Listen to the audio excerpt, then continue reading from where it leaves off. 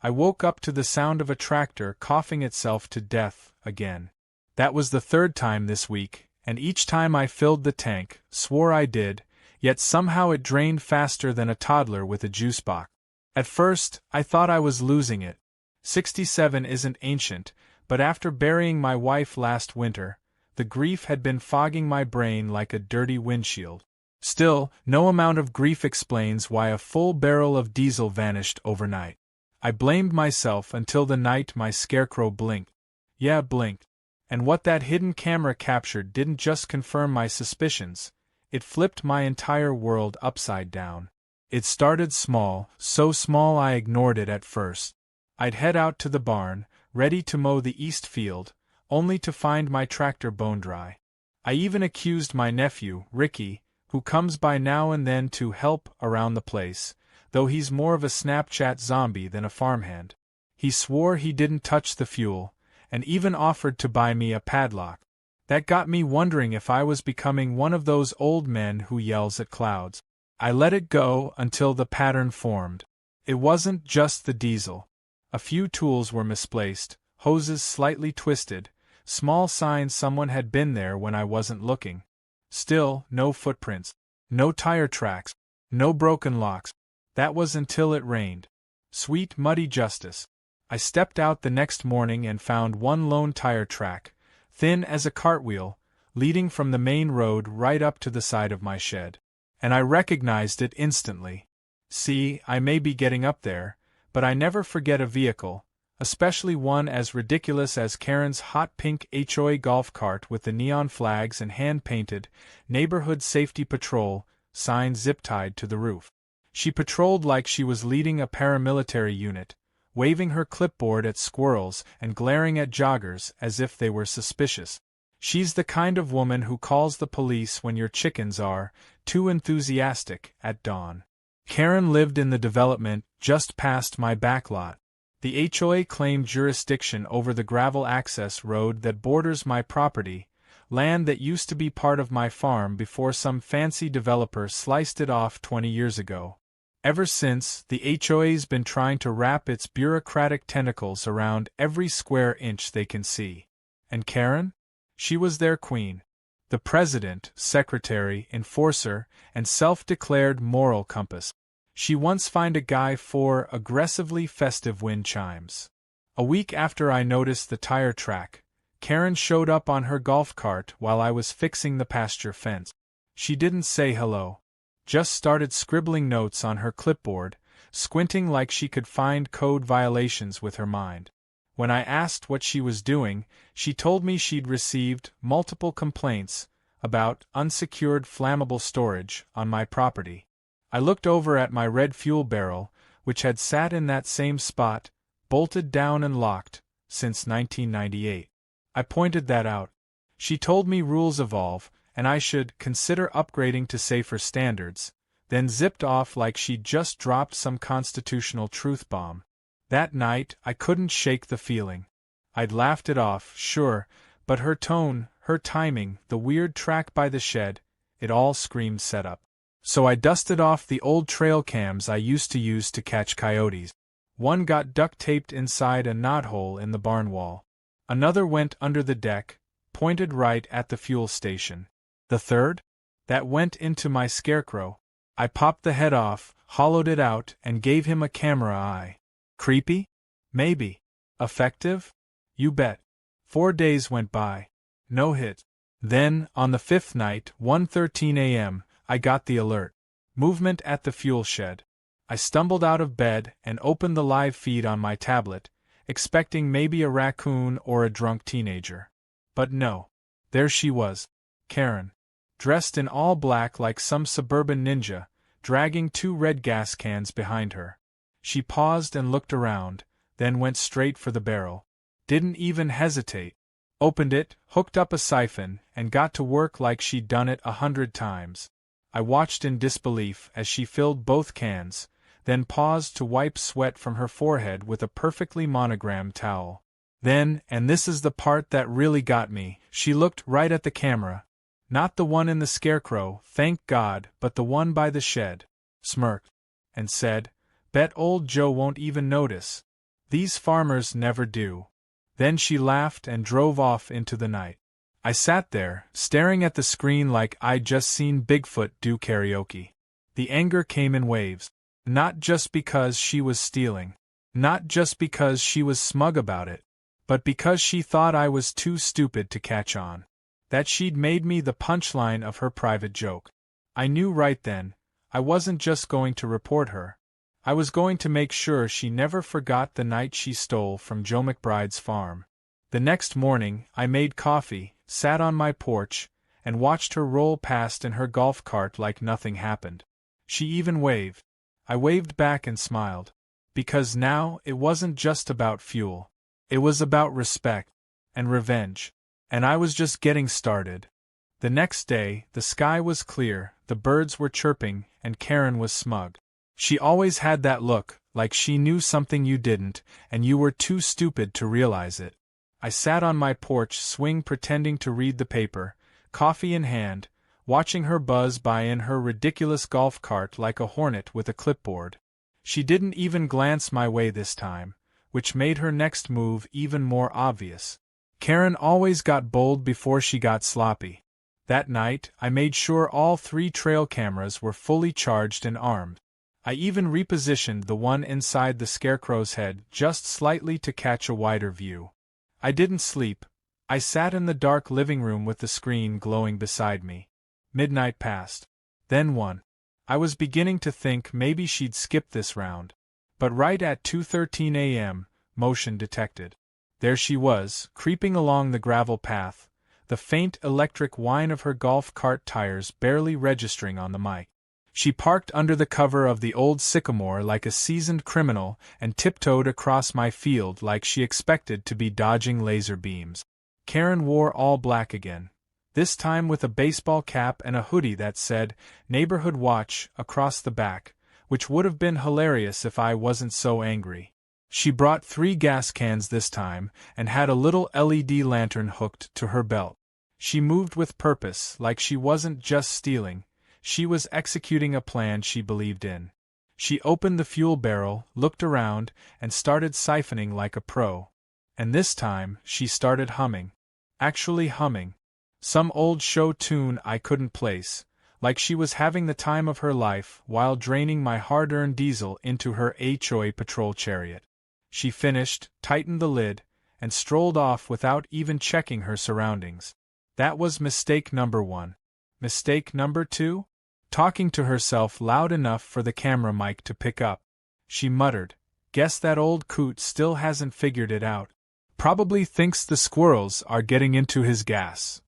Then she laughed, loud and long, like she'd just pulled off the crime of the century.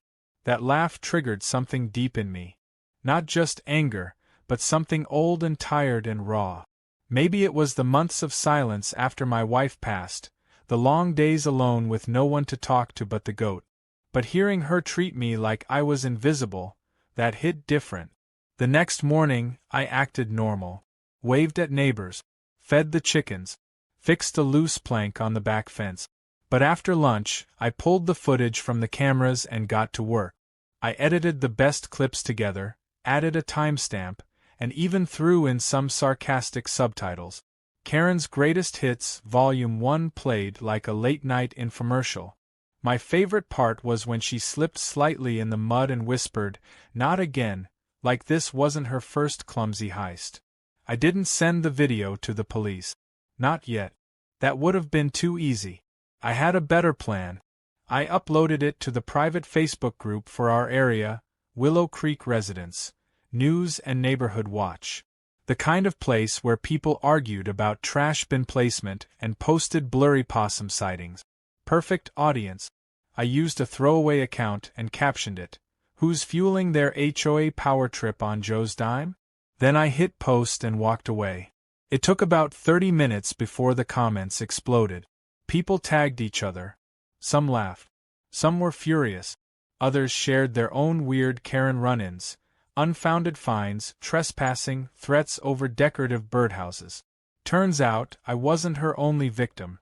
One guy said she tried to report him for having an overly masculine lawnmower. Someone else claimed she fined their teenager for skateboarding too joyfully. The stories kept coming and the video kept spreading. But I didn't stop there. The next day, I called the HOA office and asked to speak to the board. I was told they didn't have time for individual complaints unless submitted through proper channels. Fine. I printed out screenshots of Karen mid-theft, slapped them into a folder, and mailed them directly to every board member with a simple note. Your officer. My fuel. Thoughts. Karen must have seen the video too, because the very next morning, she was parked outside my property, arms crossed, lips pursed like she'd swallowed a lemon and liked it. She waited until I walked out with the trash, then stormed up the driveway like she was leading a SWAT team. Joe, she barked, we need to talk. You've crossed a line. Karen, I said, keeping my voice calm, you crossed my property line. Repeatedly. With a gas can. She waved a piece of paper at me like it was a legal document. You're being fined. $2,000 for illegal fuel storage, unsafe agricultural practices, and malicious surveillance. I blinked. Malicious surveillance? You recorded me without consent, she snapped. On my property. While you were committing a crime, I said slowly, letting the words sink in. Her face turned red, then purple. You're not allowed to post private footage. That's defamation. Only if it isn't true, I said. And by the way, thanks for making it go viral. I've had 3 people offer to buy me lunch this week. She sputtered, turned on her heel, and stomped back to her cart. As she peeled off, one of her tires hit a hidden sprinkler head and sprayed her right in the face. She screamed, swerved, and nearly took out a mailbox before disappearing down the road. Later that afternoon, I found a new violation notice stuck to my mailbox. This one claimed my chickens were a noise hazard, and my porch furniture posed a threat to aesthetic harmony. It was clearly retaliation, but I didn't care. I was just getting warmed up. That evening, an envelope appeared in my mailbox with no return address. Inside was a single sheet of paper with the words, "You're not alone. Check your email." At first, I thought it was a prank. Then I opened my inbox and found an anonymous message with attachments, financial records from the HOA, minutes from closed-door meetings, and a list of complaints filed against Karen by other members, all quietly dismissed.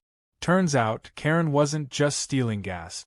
She was using HOA funds for beautification patrols that somehow included spa days and catered lunches. And now I had someone on the inside feeding me everything. She had no idea what was coming. The next morning, I stepped onto my porch with a steaming mug of coffee and a satisfied smirk.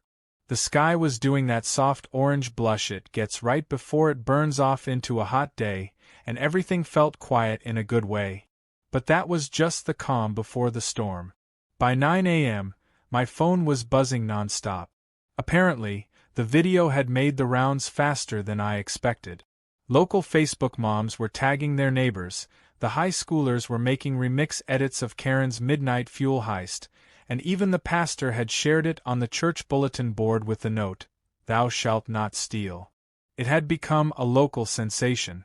By noon, a second wave hit. Karen's face was now a meme. Someone edited her siphoning gas with the caption, "When HOA dues just aren't enough," and another made a gif of her slipping in the mud with circus music playing in the background. My favorite was a screenshot of her holding the gas can with a laser pointer added to her eyes, titled "Karen, Queen of Combustion." I didn't post a single one of them, but I'd be lying if I said I didn't save them for personal enjoyment. But memes are one thing. Real consequences are another. That's when Karen decided to escalate. She couldn't take the humiliation, and like any true tyrant caught in the act, she turned the blame outward. That afternoon, a white animal control truck rolled into my driveway. The officer, a tired-looking woman in mirrored sunglasses, stepped out and looked around the yard. I came out to meet her halfway, wiping my hands on my jeans. "You Joe McBride?" she asked. "Depends who's asking," I said, though I already had a good guess. "Got a report of animal neglect. Chickens in distress. Rooster aggression. Excessive crowing. She read it off like it was her fourth nonsense call that day. I just blinked. You're kidding. She shook her head and sighed. Mind if I take a look?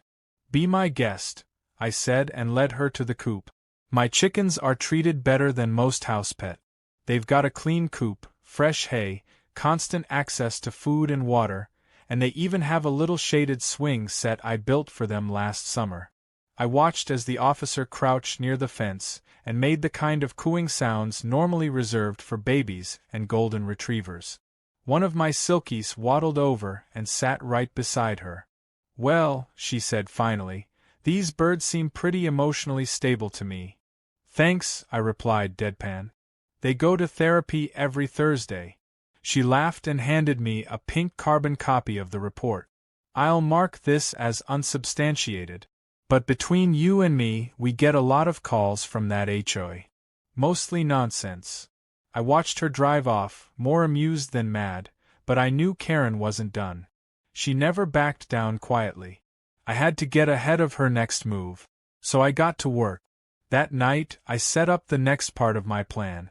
I went out and bought a few cheap gas cans, filled them with water dyed yellow, and lined them up beside a new fuel barrel I labeled Private Reserve, Do Not Touch. I placed them in plain sight near the back shed, made it look like I'd gotten lazy with hiding them. Then I installed a new motion sensor that triggered not just the cameras, but a fake security light and a subtle GPS tracker taped inside the handle of the most accessible can. If Karen came back for more, I'd know exactly where that fuel went. Meanwhile, I followed up with the anonymous email I'd received. The person replied quickly, saying they'd worked for the HOA for years, had watched Karen bend the rules and bully neighbors into silence, and were ready to bring her down, but needed help making it public. I told them I had just the plan. The next evening, I was sitting by my laptop, watching the cameras like some kind of farmyard James Bond, when motion set off the system. I leaned in. Sure enough, there she was again. Karen, in all her nighttime glory, wearing a hoodie this time with a face mask like she was about to knock over a liquor store. She moved fast, clearly nervous, but not nervous enough to skip the opportunity. She grabbed one of the decoy cans, tested the weight, and muttered, "Jackpot." Then she wheeled it back to her golf cart, not knowing she'd just handed me everything I needed. The GPS pings led me straight to her backyard shed the next morning. I didn't even have to do anything with that yet. Just knowing where she stored her stolen goods was enough. Instead, I focused on the next hit, sending the HOA board a full video compilation titled Karen After Dark, paired with a neatly written document from my anonymous friend outlining years of shady fund usage, misfiled violation reports, and misuse of HOA resources for personal errands. One entry showed Karen had authorized a payment for HOA patrol vehicle maintenance from the community budget. That vehicle was her ridiculous golf cart. That afternoon, I got a text from a neighbor, one I didn't even know well. "You might want to stop by the HOA building. It's getting spicy." I didn't need much more than that. When I arrived, the room was buzzing. A few board members stood off to the side, flipping through the pages I'd sent. Others were watching the video on a projector someone had clearly rigged up in a hurry. Karen was there too, flushed red and gesturing wildly, trying to explain how everything was taken out of context. "This is slander," she cried. "It's edited. You can't trust this." One of the older board members, a retired judge named Helen, held up the GPS printout. "Karen, this report shows you driving a gas can from Joe's farm straight into your shed. That's not editing. That's data." Karen's eyes flicked around like a trapped possum. "It was a misunderstanding. A safety inspection. He's storing flammable material illegally." "Enough," Helen said. "We've tolerated your nonsense long enough. There will be a vote." Karen sputtered and tried to rally support, but it was over. One by one, the board members raised their hands. Unanimous. Karen was stripped of her position and ordered to return any HOA property in her possession. Someone clapped. Then someone else. Before long, the whole room was applauding, except for Karen, who stormed out muttering about defamation lawyers and conspiracies. I just stood there, leaning against the wall, watching it all unfold. No words. Just a small smile. Because I knew it still wasn't over. I had one more move left. And Karen, poor Karen, still had no idea what was in that last fuel can. The next morning was quiet, almost too quiet, the kind of stillness that creeps in before something ridiculous happens. I fed the chickens, gave the goats a scratch behind the ears, and checked on my camera system. Everything was functioning perfectly. The fake fuel stash was untouched, at least, as far as appearances went. But I already knew Karen had taken the bait a couple nights earlier. That decoy gas can with the GPS tracker had pinged in her backyard shed.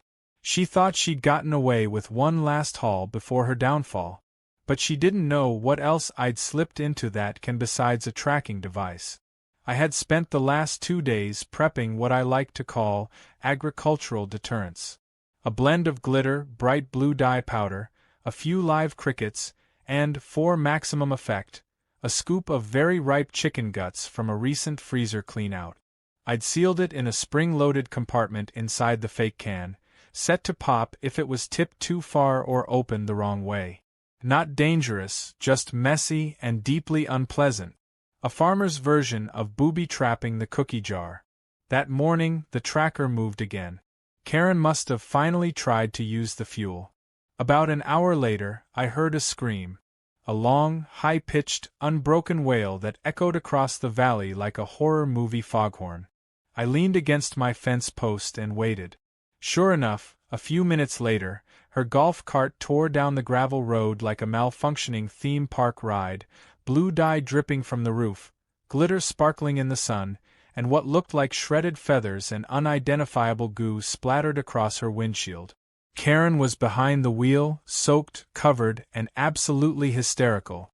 She skidded to a stop in front of my place, jumped out, and started flailing her arms. "You maniac," she screeched. "You tried to poison me." I sipped my lemonade and didn't even blink. "Karen, I'd suggest you stop yelling before you get more crickets in your mouth." She stomped up the driveway, leaving a trail of glittery blue footprints on my gravel. The smell hit me a second later. Something between rotten meat and citrus air freshener, like a raccoon had exploded in a car wash. She was shaking with rage, dyed blue from the waist up, and covered in what I can only describe as farm-themed confetti. "This is assault," she spat. "Chemical warfare. I'm calling the sheriff. You stole fuel from my property," repeatedly. "That can was clearly marked private, and you accessed it without permission. You want to get the law involved, be my guest," I replied. "Just remember that I have video, GPS logs, and about half the county on my side." Karen's face twisted into something that probably should have stayed in a Halloween mask. She screamed again, stomped back to her golf cart, and peeled off, chunks of glittery chicken goo flying behind her like wedding confetti at a clown funeral. I figured that would be the end of it. But then, hours later, I got a call from the HOA. Or more specifically, from Helen, the retired judge who'd helped vote Karen out. She invited me to an emergency board meeting that evening. Word was, Karen had filed an official complaint and wanted to contest her removal. I didn't want to go, but something told me this was going to be worth seeing. When I arrived, the small room was already packed with homeowners, many of them clutching printouts of Karen memes, screenshots of the viral video, or just looking wildly entertained. Karen sat at the front table, cleaned up but still slightly blue around the ears. She'd swapped the hoodie for a blazer and wore an expression like she'd been wrongfully convicted of grand theft country club. "I move to rescind the vote taken against me," she said, standing with her hands clasped. It was based on edited footage, harassment, and orchestrated online attacks meant to destroy my reputation. Helen raised an eyebrow. "We all watched you siphoning fuel. Live, unedited, from multiple angles." Karen's voice cracked. "Those were not real gas cans. They were traps." "That's entrapment." Someone in the back snorted. Another person whispered, "Did she just confess again?" Karen pushed forward. "This man, Joe has been stalking me with cameras, making memes, and now he's planted chemicals designed to humiliate me. I want him fined. Sued. I want his farm declared hostile property." The room erupted in laughter. I didn't say a word. I just waited. Helen cleared her throat and held up a folder. "We've received additional documentation from a concerned party inside the HOA," she said. "It outlines misuse of HOA funds, falsified citations, and even fabricated animal control complaints. All traced back to you." Karen opened her mouth to argue, but Helen wasn't finished.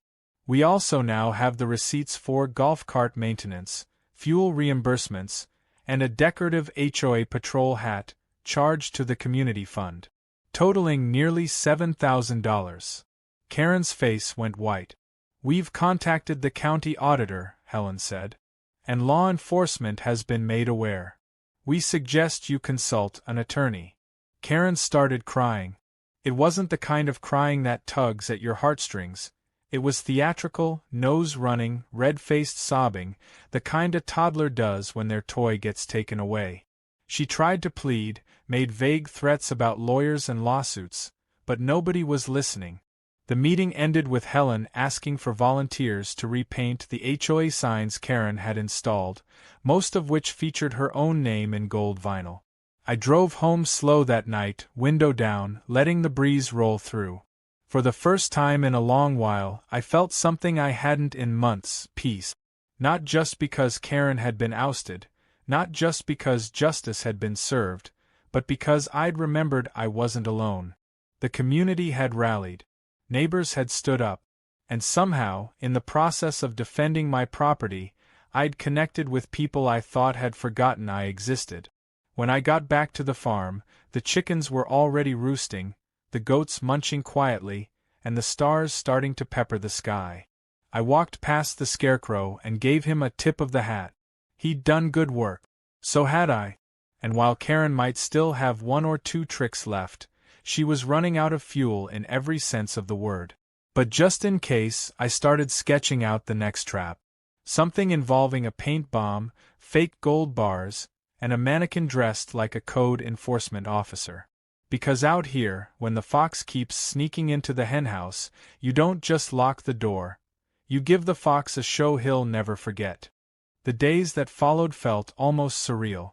The kind of quiet that settles over a place when the storm finally moves on, leaving everything a little cleaner, a little sharper, like the air has been cleared of all its grime. Karen was gone. Not just from her post, but from visibility altogether. Her golf cart, once a daily nuisance screeching down the gravel path like a mosquito with wheels, hadn't been seen since the day of the board meeting. Her house was shuttered up most days, curtains drawn, silence thick.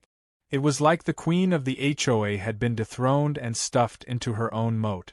I expected one last jab from her, some petty retaliation, a last hurrah of insults or empty threats. And she tried, of course. A few days after the board meeting, I received a letter by certified mail. Karen's name typed in blocky legalese at the top. It was a cease and desist, accusing me of harassment, public humiliation, tampering with her property, emotional distress, and something bizarre about intentional glitter trauma. I read it 3 times just to make sure it wasn't some elaborate prank. Then I set it gently in the coop for the chickens to enjoy as bedding. Fitting, really. But that wasn't the end of it. A week later, I received a court summons. Karen had officially filed a small claims suit against me for damages totaling just under $5,000. It included the cost of a ruined golf cart seat, emotional therapy, professional car detailing, and lost income from her HOA position. I laughed so hard I nearly choked on my sandwich. Still, court's court, and even the dumbest lawsuit needs answering. I showed up in my best jeans and cleanest flannel, armed with a flash drive of every video, GPS log, and screenshot I had. The judge, an older fellow who looked like he'd rather be fishing, barely concealed his disdain once the footage started playing. Karen sat on the plaintiff's bench, all prim and tight-lipped, her story full of sobs and outrage. But the moment the video of her in full black hoodie, dragging gas cans across my property, filled the screen. The case began to unravel like cheap twine in a rainstorm. Her attorney, some poor soul probably hired online the night before, tried to argue it was a misunderstanding, that she believed the gas was community property, due to road access agreements. The judge leaned over, peered at the footage again, and asked, "Is there a HLA bylaw that permits unauthorized midnight siphoning from private barrels?" When the lawyer stammered, the judge waved it off like a fly. 15 minutes later, Karen's case was dismissed. That wasn't even the best part. The judge looked over his glasses and said, "Mr. McBride, I'd like to remind you that you are within your rights to counterclaim for damages." I smiled, as if the thought had only just occurred to me. Then I opened my folder and handed over documentation of all the fuel stolen, my time lost chasing false violations, and a few repair receipts for the fences she'd damaged sneaking onto my property. I even added a modest invoice for emotional damage caused by excessive clipboard proximity. Karen's face turned redder with every passing second. By the end of it, the court ordered her to pay me $1,800 in restitution and issued a warning that any future trespassing would result in criminal charges. The look on her face as she stormed out of that courtroom, clutching her little pleather purse like it was a grenade, was more satisfying than I could have imagined. After court, I went straight to the hardware store and bought myself a brand new fire pit. I figured justice like that deserved celebration. That weekend, I invited the neighborhood. Flyers went up all over the area, barbecue bash, in honor of HOA leadership changes. Bring a dish, bring a story. I half expected no one to show. But by sundown, my property was packed. Old neighbors I hadn't seen in years came by with potato salad, baked beans, smoked ribs, and coolers full of beer. Someone even brought a karaoke machine, which we wisely chose not to plug in. People sat around the fire, swapping their own Karen horror stories. Turns out she'd been a menace to just about everyone. One guy claimed she tried to ticket him for mowing after 5 p.m. because it disturbed the sunset. Another said she once put a violation notice in his toddler's tricycle basket for improper vehicle parking. By the end of the night, everyone was laughing, sharing contact info, and talking about forming a real neighborhood watch. One that actually watched out for each other, not watched people through binoculars for code infractions. As the fire crackled and the moon climbed high, I took a quiet walk out to the edge of the property. I passed the Scarecrow, still standing proud with his camera eye long since retired. I tipped my hat to him. He'd earned it. Then I wandered toward the back gate, where the fuel shed used to sit in constant paranoia. Now it was just another corner of a peaceful farm. I'd installed solar panels and moved the storage inside a locked barn. No more easy pickings. Before heading back, I paused, looked out over the fields, and felt something settle in my chest. Not pride, not victory, though those were there, sure, but something simpler. Peace. After a long year of grief, frustration, and isolation, I'd reconnected with my community in the most unexpected way. I didn't set out to be some local hero. I just wanted to keep my fuel from walking off. But maybe that's how it goes sometimes. You protect what's yours, and people start to realize they can too. Karen never showed her face again, at least not around here. Rumor was she moved 2 towns over, where she joined a new HOA and tried to ban wind chimes entirely. Some folks never learn. But that wasn't my problem anymore. Around here, the chickens still cluck, the goats still bleat, and the neighbors still laugh whenever someone mentions gasoline.